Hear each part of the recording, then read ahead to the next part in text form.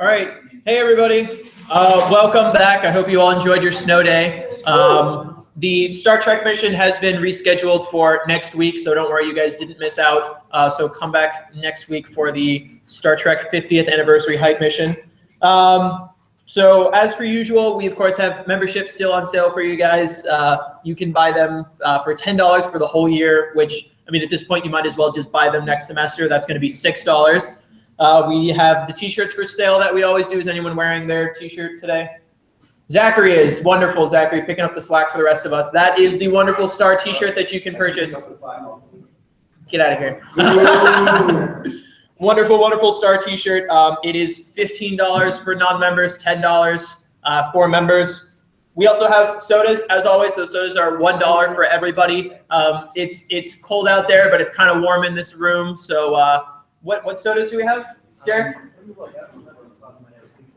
Our special sci-fi sodas that are.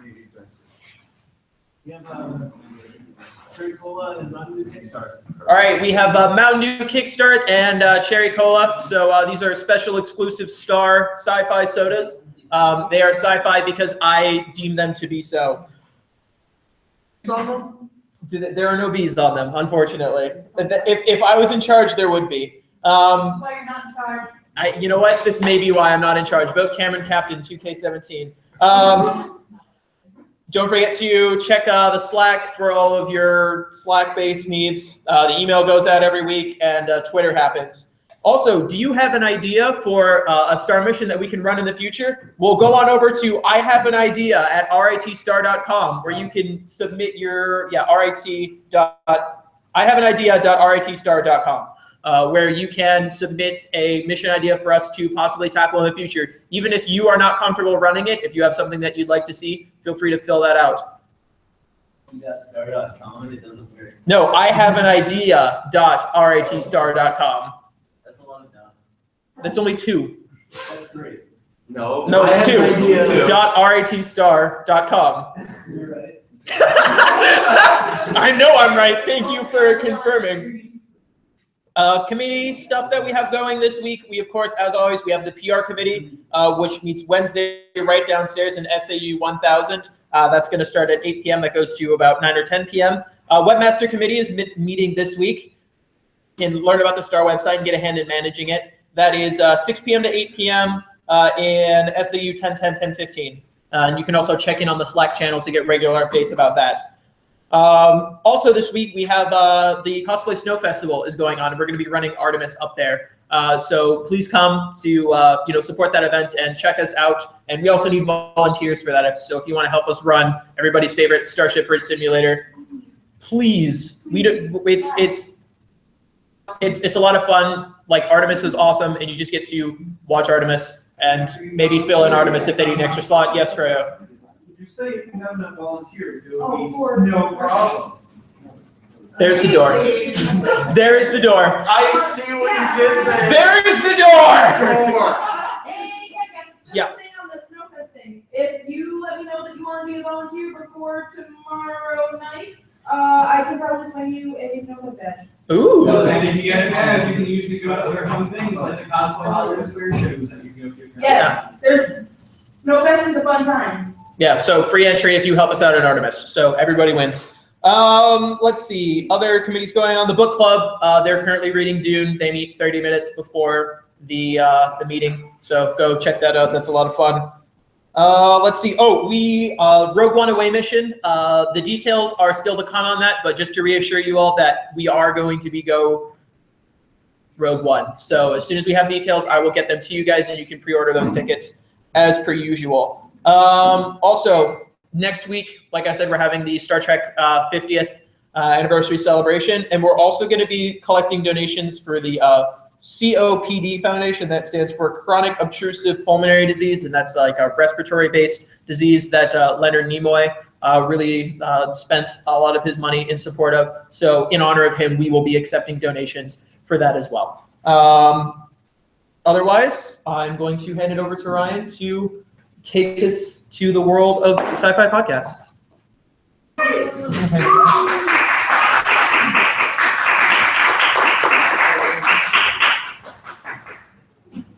You ever just, like, I think it was going so well. There it is. Wow, that's weird. All right.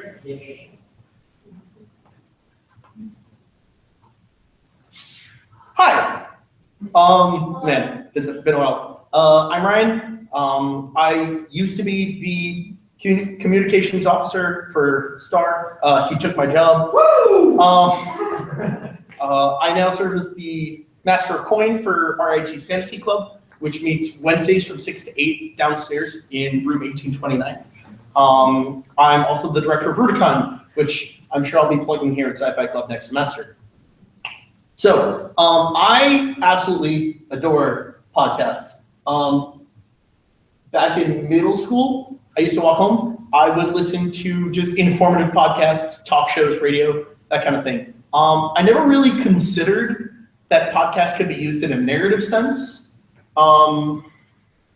until one very, very influential podcast kind of collided with the rest of my fandoms. But I'll be getting to that in a little bit. So yeah, today we're talking about podcasts. We're talking about what we can do with the medium, what's been done with the medium, you know, where we've been, where we are, and where we're going to go. So I'm going to talk about audio entertainment, specifically science fiction, before podcasts. Just kind of a brief idea of where podcasts have been. Things that have really shaken up what we consider from podcasts, and what's going to happen next.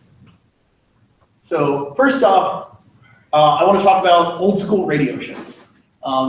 A lot of superhero radio shows, a lot of really, really cheesy science fiction, like Flash Gordon and Buck Rogers.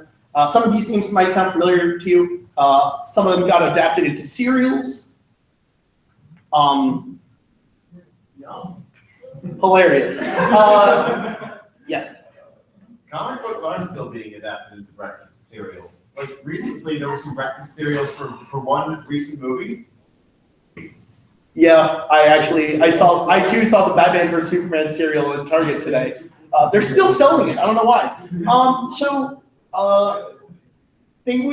These would be heavily advertised through, and relied on that, and relied on people just tuning in, along with regular radio stations. Radio talk shows were not nearly as popular. People really got attached to the idea of narrative. This started dying out in America with the popularization of television, although it still thrives in England, which we'll get to in a bit. Likewise, it faded in Australia, but continues to see popularity in New Zealand. So radio dramas are still a thing. There's more of an emphasis on what distinguishes these serials from modern radio dramas is there's more of an emphasis on each episode being a standalone than there is about one long continuous story. Question? No? Oh, sorry. So let's talk about the big one. Raise your hand if you are familiar with the War of the Worlds incident from 1938. Cool. I guess when we annihilated all the Martians, right? We kicked them off our planet. We built a wall. No. So what actually happened? I think what you're looking for instead of a wall is a Dyson sphere. No. There's irrelevant beans. So for anyone who isn't familiar, the War of the Worlds is a novel by H.G. Wells, and it's a science fiction story about a theoretical invasion of the Earth by Martians. And that's totally okay. And a lot of radio shows, what they like to do is they would do dramatic readings of books. And the problem with War of the Worlds is it's told as though it were real. So people who tuned in at the wrong moment got a little worried. And I'm going to play it.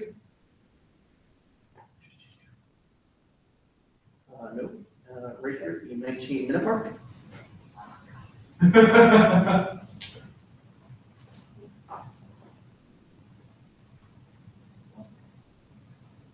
Whoa. We literally just did the A/B test.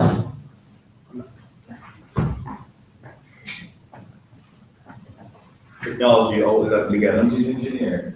There are a lot of A/B test to engineers avoid this? Down with the machines. Yeah.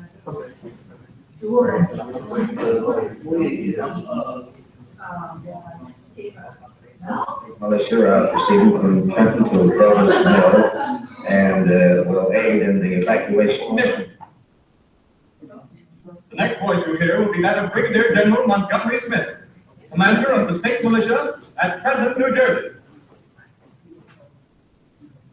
I have been requested by the governor of New Jersey to place the counties of Mercer and Middlesex as far west as Princeton and east to Jamesburg under martial law. No one will be permitted to enter this area except by a special pass issued by a state or military authority. 4 companies of state militia are proceeding from Trenton to Grover's Mill and will aid in the evacuation of homes within the range of military operations. So people were a little concerned. Without context, people thought that this was in fact a real alien invasion with real military consequences. There's actually a point in the series where they say that of the thousands of civilians, there are 120 survivors. So people within the broadcast range panicked and caused a lot of chaos, a lot of car crashes, and a lot of generally people getting hurt doing stupid people things. That being said, it stands as one of the most famous incidents of a radio show going horribly wrong. I'm just going to take a commercial break in 15 minutes and come back saying this is a dramatic reading. So, before we move on to podcasts, I want to talk about a couple of notable radio shows. Hitchhiker's Guide to the Galaxy, obviously the big one, because it stands arguably alone as the most successful transition from a radio show into other mediums. Both the live-action TV series on the BBC, we had obviously the fantastic novels, of which I've read 2, as well as the less well-received, but I think still enjoyable movie. There have been other title properties that started in radio and transitioned into modern day entertainment, but they weren't nearly as successful.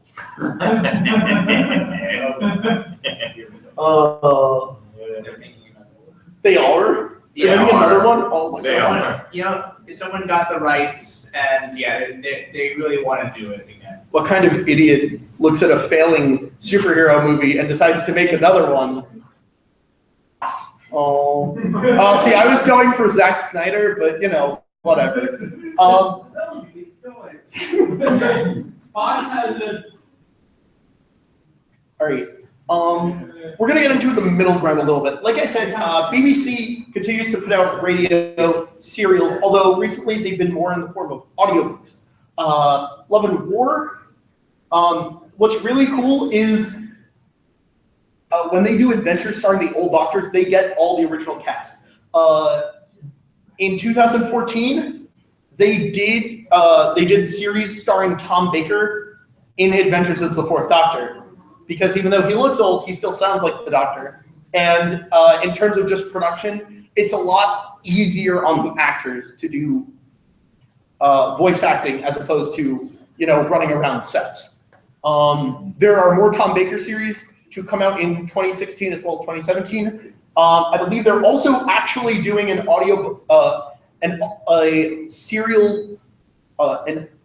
radio serial series of the Time War, which I'm both really excited about and really, really concerned about.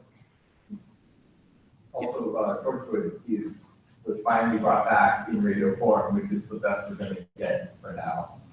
Yeah. Sorry, that was my noise about us not getting more Torchwood. That is the response of the Torchwood fandom too. There's more Torchwood, and it's a radio show. And since I'm the one running this presentation instead of a reasonable human being, I'm taking this as an opportunity to plug World War Z. I think World War Z is a great novel.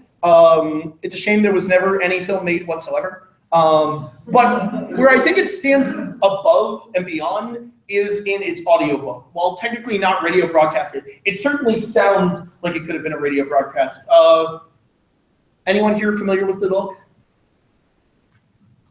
A couple of you. Go read it. What's most interesting about it, it's a tale of a zombie apocalypse. It's entirely done through interviews with the protagonist, who is the author, interviewing people who lived through the zombie apocalypse in different positions of power, as well as different places across the world. As a result, it's a patchwork narrative that works really well. And what's beautiful is in the audiobook, they got a full cast.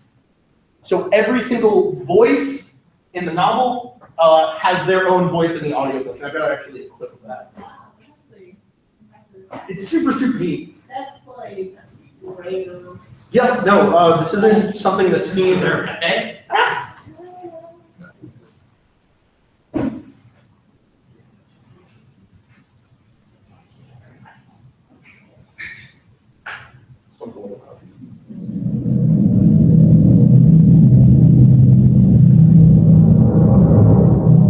Bridgetown, Barbados, West Indies Federation.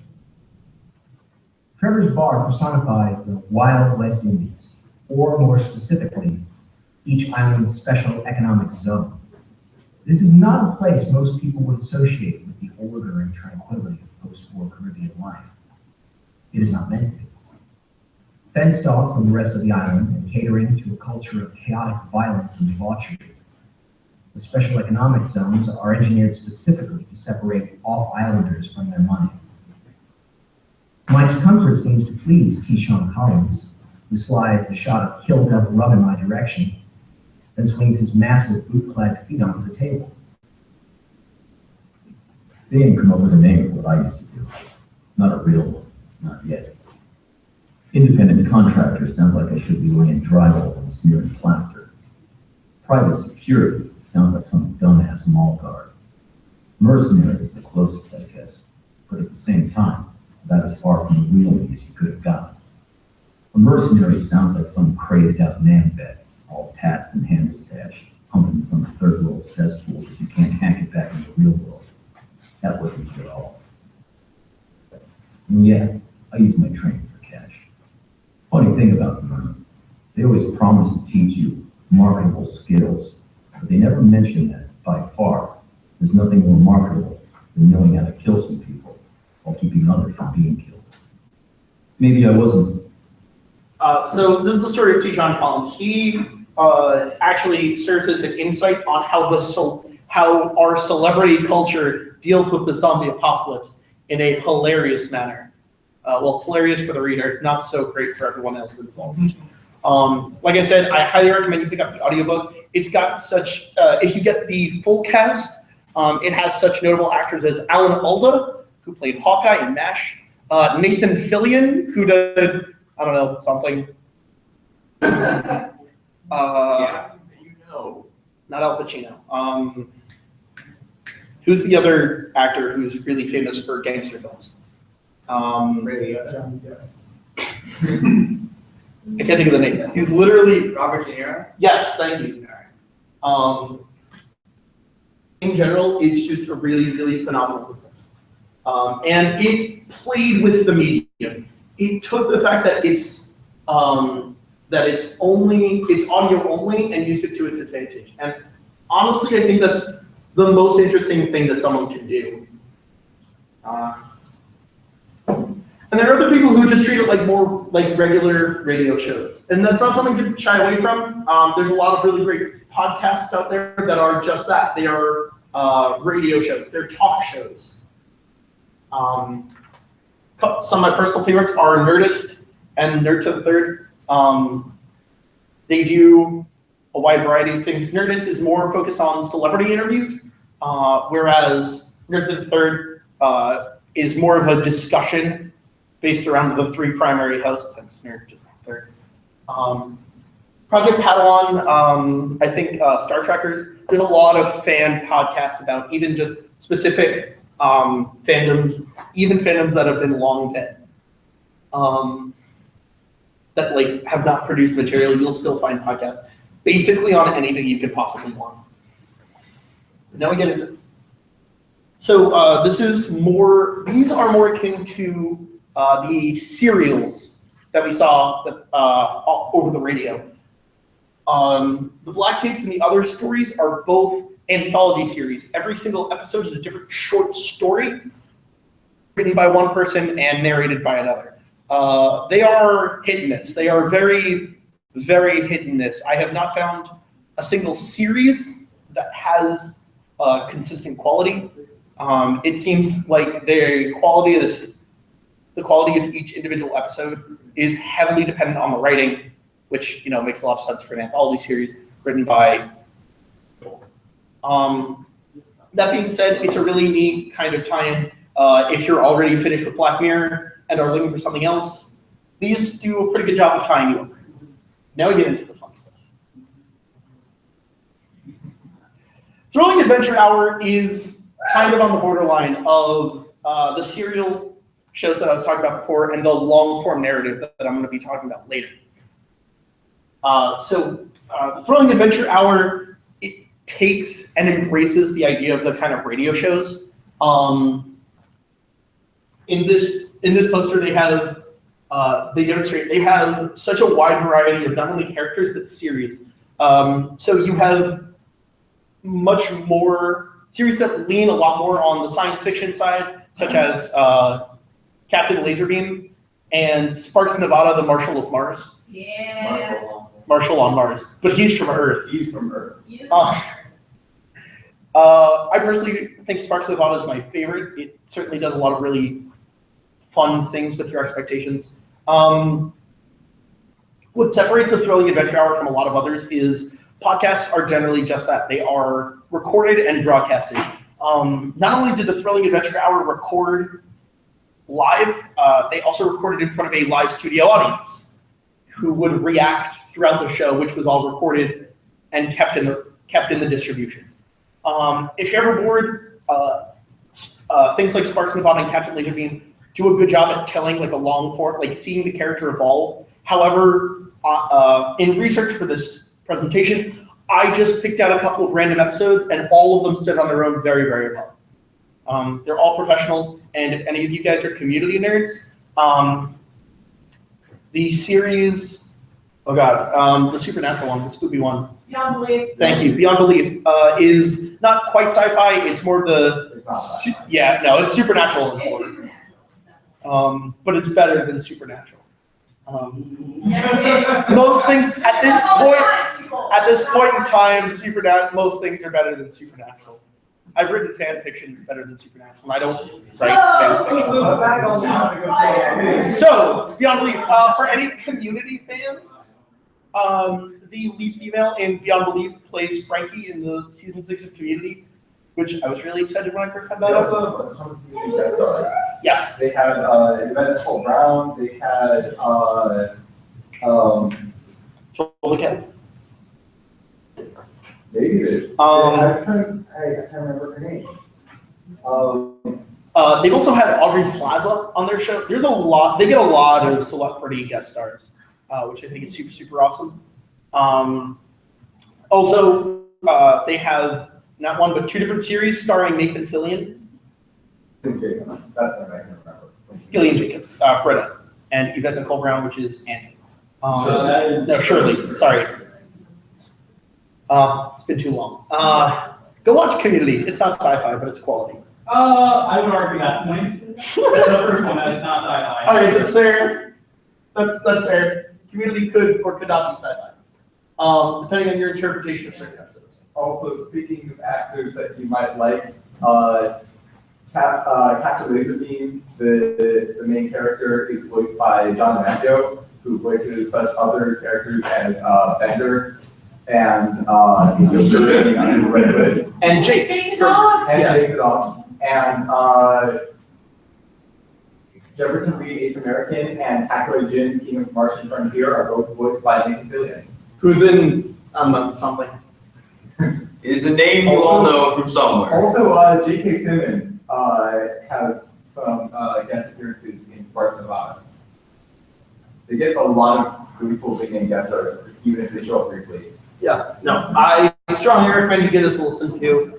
It's a lot of very pulpy fun, very, very reminiscent of old school radio broadcasts. The new era. So I'd like to take a step back and talk about TV for a second. So something to notice is television generally has a lot of things like Agent Carter. They're procedural shows. They follow some kind of formula. They're generally episodic, where episodes are standalone. However, especially like looking at Marvel, looking at early Agents of S.H.I.E.L.D. and Agent Carter, comparing that to the series they're putting out now, like Luke Cage and Jessica Jones, those tell more focused stories. And the answer is obvious. It's because Netflix provides kind of this hub for you to binge watch them. And they recognize that that's how a lot of people are consuming media. Yeah? Netflix also has, production teams and resources far beyond what they probably had with other networks. Network television? Yeah, that's fair. But I mean, episodes rather than 21. What? And only 30 episodes rather than 21. So it's more focused. Yes. It's not an ensemble cast. Well, will be. Defenders coming soon. So we kind of see the transition to more focus on linear storytelling, and that's something I've noticed in podcasts, specifically Welcome to Night Vale. So I had to talk about Welcome to Night Vale because it's really, really big as far as podcasts go. It's a lot more popular than I've probably seen any other podcast. Beforehand, it actually got me back into listening to podcasts. However, Welcome to Night Vale is not science fiction, so. It's more supernatural. Yep. And the early seasons definitely, or the early episodes definitely did the same kind of meandering that you see in a lot of like broadcasted television. How many interns are dead? Too many. Pour one out for intern, whatever the last one was.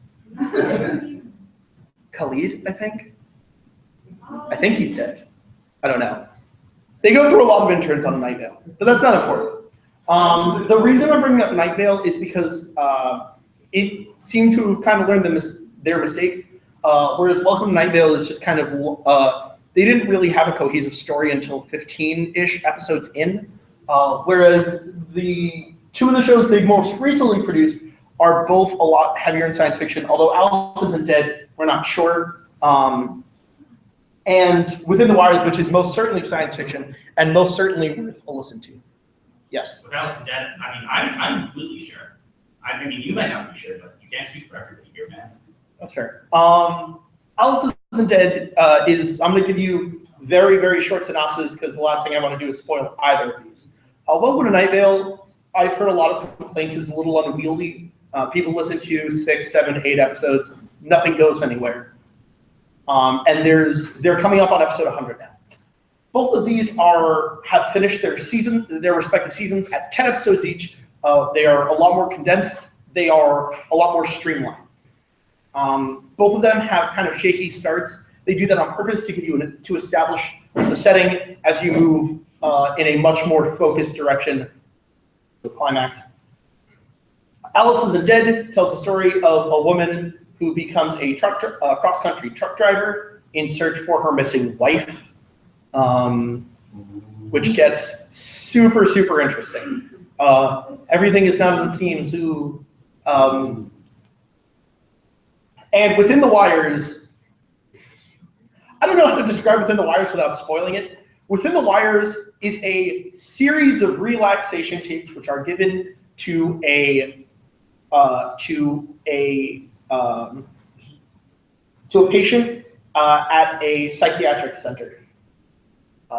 And there's obviously more to that than you can, than that, but I don't want to give anything away. Within the Wires holds a very, very special place in my heart. I think that it does the most interesting thing with the format, and that's going into what I like a lot about World War Z. Both of these play with the medium. The Wires and Welcome to Night Vale both feel like serialized for the sake of being serialized. Within the Wires, each episode is a different cassette tape given to the prisoner.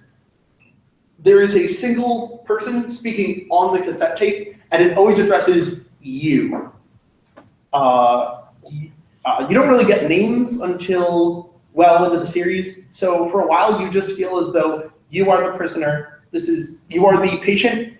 This is your position, and it helps you get immersed a lot better. Personally, I'm really excited about Within the Wires. I'm excited about season 2. I'm curious to see where it goes. I'm also curious about what Night Vale Presents has in store in the future. Right now, they're doing a show called the Orbiting Human Circus in the Air, which is, they haven't shown the same kind of clear focus in storyline as they have in the past, so I'm not really sure where it's going. That being said, I'm really excited about podcasts as a medium. I'm really excited about what we can do kind of messes with our perception. There's a more recent episode of Night Vale that has you mess with your headphones while you're listening to it. And it directs you at the beginning of the episode that you should be listening to it with headphones. And it's fascinating. That's the kind of stuff I'm really excited about. And that's kind of what I'm looking forward to in the future. So to conclude, science fiction podcasts seem to be popular because we always like that idea of being able to tell stories primarily with our imaginations. Books, maybe you've heard of them. That's why a lot of people prefer books to movies. Yes? What are these books made? Lots of things. Lots of things. Anyway, so, God, what is worse? Now, my friend. So, people like being able to construct what things look like in their head. People like being able to use their imagination. Audiobooks give us a different vehicle to use to do that than traditional literature, and it gives us a lot more freedom for creativity than, say, a film. And what I think is most interesting about podcasts is that they're slowly moving towards a more cohesive narrative that are going to tell more stories as singular rather than episodic. So, with that, any questions? Does anything for you personally stand out as your favorite, like, twist in a podcast or radio program that can only really be done with that medium? Within the Wires. Just all. I mean, I could make the argument that all of Within the Wires, because it does the best job of immersing as really anyone. There's a lot of humor in Thrilling Adventure Hour that really only works because it's a radio show, where they kind of avoid describing something until the punchline, where that simply just would not work in television or a book, because it just, that kind of humor is seen also in writing, where you're getting one person's point of view, and as a result, it's not, they don't reveal it because it's something they know, and it's not revealed until the punchline. That being said, it never feels as collaborative. Personally, when I read stories, it always feels very much like a fixed point of view, which, I mean, it kind of is. Even if it's not a single character, it's still a fixed point of view. Having a radio show gives you the ability to kind of step on top of each other and have voices, like multiple voices, so you're getting multiple perspectives from the same event. That's something that they do really well in World War Z. And Within the Wires doesn't do that. Within the Wires, episode 9 does something really, really interesting with the concept that you're listening to a cassette. And I can't give it away because it's spoilers, but listen to Within the Wires. Have you listened to all of it? Episode 9. You know what we're talking about, right? Yeah. Any other questions? Thoughts? Yes. I have not a question, but a recommendation. For all you Star Trek fans out there, there's a good talk show podcast called Mission Logs. They individually do every single episode of Star Trek. They've been working on it for a while. There's a lot of Star Trek. I think at this point they're most of the way through TNG. They're doing them in order. They also did the animated series. They're doing every episode. They're doing every movie. You guys are pretty insightful. They like to review the lessons and the takeaways from episodes of Star Trek, which are often the best parts, and they're also really funny. I listen to a bunch of them for TOS and just A+ podcast. If you're looking for a talk show. Is there anyone else with recommendations, suggestions for John? Yeah, I know the recommendation. Her Halo 5 Month Truth. That was okay. Now here we are. So it's a lot like its structure goes a lot like World War Z, kind of from the beginning, where it's got a reporter played by Michael Key, who was hired by the government to write like an article about Master Chief, and he finds out that they give him like contacts and everything as the story goes on. You like find out that those people you were interviewing were plants trying to hide the Spartan program from the world, and he's like and eventually he's being hunted down by the government. That sounds really cool. Keegan-Michael Key was in Halo. Side note, Keegan-Michael Key is also in the Thrilling Adventure Hour. Oh, awesome. I think season 1 is the best. Season 2 has some of the greatest I've seen, especially at Keegan-Michael Key. Like, I didn't know he could really do drama that well. He can do drama. And this was Halo 5 Hub the Truth. Thank you. Anyone else? Comments, questions, suggestions, recommendations? I'm going to strongly recommend Within the Wires in case you haven't picked that up. I also, to a lesser extent, I'd also recommend Alice Isn't Dead. Same kind of linear storytelling. The explanation is that she's talking over a CB radio and that's what you're listening to, which is interesting, but not in the same way.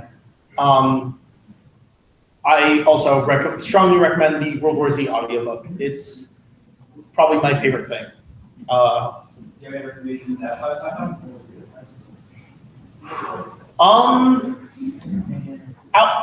you opened up a can of worms. So, I don't know if any of you know this, but I play Magic the Gathering. What? Oh my god! One of my favorite podcasts of all time. Sources. If you play Magic the Gathering, listen to Limited Resources. They're funny. They're very, very insightful. Also, basically any podcast that comes out of Loading Ready Run, they do a Magic the Gathering podcast. They do a variety show. Those are YouTube-based, but there are some podcast apps that kind of that distribute just the audio. So those are my recommendations outside of science fiction. Anyone else?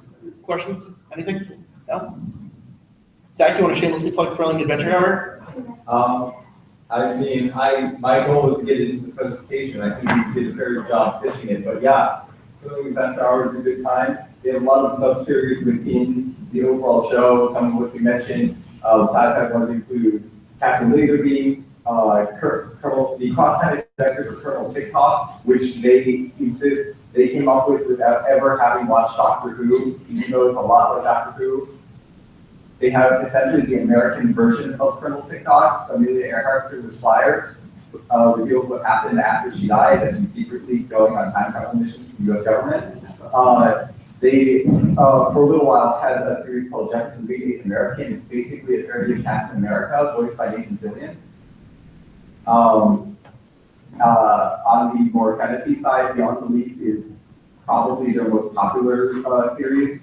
It's like a kind of Twilight Zone-esque show about this couple who can see ghosts and know a lot about the supernatural, but would really rather not be bothered by the people asking for exorcism. They just want to like spend time with each other and drink. It's a good time. Yeah, it's a really fun show, and it's available on iTunes, Google Play, wherever you get podcasts. It's over 200 episodes, so plenty of material. And when you get about like past episode 100, they have some conference and stuff if that interests you. And like I said earlier, they have great voice actors and a lot of cool guest stars like Nathan Fillion, half the community, J.K. Simmons and others. Keegan Michael Key, Keegan-Michael Key. Audrey Plaza. Yes. Oh yeah, and they crossed over with Welcome to Night Vale. Yeah, they did. And Superego. Are we still talking about things outside of sci-fi? Go for it. It's a chance to talk about Cabin Pressure. Okay, so Cabin Pressure is technically a radio show. It's not a podcast, but I think it's really similar to a lot of the things you've talked about in this way that it kind of takes advantage of the medium and classic radio show format. It's got a lot of really good sound design. You really get the acting of the characters. It is about a small airline, except for you can't put one plane in a line. So it's really more like an air god. And if that joke made you chuckle, you have no idea what you're missing. It's 3 seasons long. It's written by a guy named Jonathan Moore, who also wrote a sketch show called 4 seasons long, and also Zurich. It's 27 episodes long. It's, yeah. That's a better way to put it. It's written by Jonathan Moore, who also does a sketch show called Jonathan Moore's Souvenir Program, which is also hysterical. It just doesn't have that kind of overarching plot. It's a sitcom. It's hysterical. And the voice actors who you might know, there's this guy who was actually kind of unknown when they started Cabin Pressure, whose name is Benedict Cumberbatch. Wimbledon tennis match? Khan or Doctor Strange. Or Sherlock. Or Sherlock, or any of the other things and stuff. He was just starting Sherlock when he started Cabin Pressure, so nobody knew him. Was the Madagascar movie? Though by the end, they had a really hard time recording it because he was really busy being a superstar. How dare he? Also in it is Anthony Stewart Head, who you might know from Buffy, or from Nico.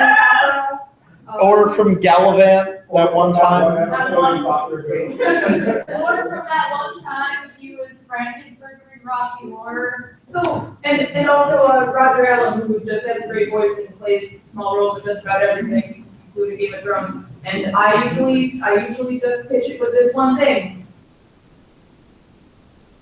Benedict Cumberbatch has the 3rd sexiest voice of the actors there. That is true. Yeah. Anybody else who's seen Cabin Pressure likes acting? Peanut Butter Beans, fantastic. Yeah, so good. Cabin Pressure. I've listened to it 40 times. Wow. Also, it kind of comes, Taylor kind of comes on this. It's kind of what I asked Ryan about with his favorite podcast. It has some of the best uses of, because Jonathan Moore is great at writing for radio. It is some of the best uses of jokes that only work when you have audio, but you don't have video. You can force the timing of the joke in a way you can't in a book. But you can delay the joke by not letting the audience see it until the actor describes it. And it's so many cases of that where it's just perfect. And sound effects in both words. Yes. He does a lot. It's good. And words in lieu of sound effects sometimes. Also, I'm gonna plug Taylor briefly mentioned Jonathan Moore's Souvenir Program, which I just started listening to this season, even though it came out months ago. Is basically, if you've ever seen Monty Python's Flying Circus, and like, this is hilarious, I wish someone were writing something like that today as a radio show. That's Jonathan Moore's Souvenir Program. It's a radio sketch show. It is very self-aware. It is hilarious. It has some recurring things. It has some new stuff that's new every episode. You get to hear about how in World War II they secretly trained cats as fighter pilots. You get to hear about the man who wants to grow up and make the noise of the TARDIS. It's a good time. Cannot recommend more. Is there anyone else that would like to share something that they listen to that they really, really love? Once, twice. All right. No one else? I'll also plug something I listen to at work that is not fiction. It is not science fiction. It's about science fact. It's a podcast show formerly called Test Tube Plus and now called D News Plus. It's basically they like every week spend 3 to 5 days focusing, sometimes less, focusing in depth on some particular topic. It's very well researched. It generally is. At least the script tends to be very unbiased, so even if it's like a controversial issue, they'll try to keep it very neutral. The the host occasionally lets his own personal bias slip in, but for the most part, it is one of the most neutral science shows I've seen, and it goes really in depth about a lot of things I knew existed but didn't know details about, and it's really interesting. And it covers, it's not like any specific area of science. It covers like diseases, it covered multiple things with, related to astronomy, it covered things like drugs, and those sorts of things that are controversial politically from a purely scientific perspective, which is kind of interesting. And also talk about like the history of things that are known today, like what the history that led up to what we know now and the state of things today. Another podcast that basically, if you're looking for something that's also exactly what Zachary just described, is the How Stuff Works family of podcasts. They do a bunch of them, and I'm not going to be able to name them all, but they do. How Stuff Works is a lot of general stuff, but they do Stuff to Blow Your Mind is very science facty, especially because one of the guys on it really likes comics and he really likes monster movies. So sometimes they find like interesting subjects. Like they did a whole episode about vampires, and we learned about like how much blood a vampire would need to subsist off of blood alone, and it was really interesting. They also do stuff they don't want you to know, which is kind of about the paranormal and conspiracies. They do Stuff Mom Never Told You, which is kind of based on like feminism and women's issues. They do stuff you didn't learn in history class, which is weird history. They do car stuff. They've got a bunch of them, and they're all very much like Zachary described. They're very unbiased. They do a lot of esoteric topics you might not have heard of. They're a lot like what Zachary described. Exactly like what Zachary. Thank you so much. All right, is there anything else? If not, I think I'm gonna pass it off to Cameroni. So you guys, just reiteration from before, Snowfest is this weekend, so come on by, please help us run Artemis all day. We love Artemis, but running Artemis all day can be a little bit exhausting. Email Taylor in order to say that you want to help us out. Her email address is in last week's email and will be in this week's email. Do it before tomorrow, noonish, and you get a free badge to Snowfest. Bring some money next week if you feel so inclined to donate to a charity that was very close to my heart. We will make that donation for you. That's all going to, and we're not keeping any for ourselves. Yeah, because that's very important.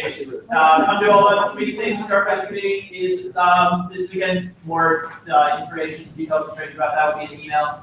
Other than that, have a great week. I'll see you all next week. Yep. If you guys want to stick around, I'm going to be playing the first episode of Sparks Nevada. Yes! The bee movie, but without bees. That's not radio stuff.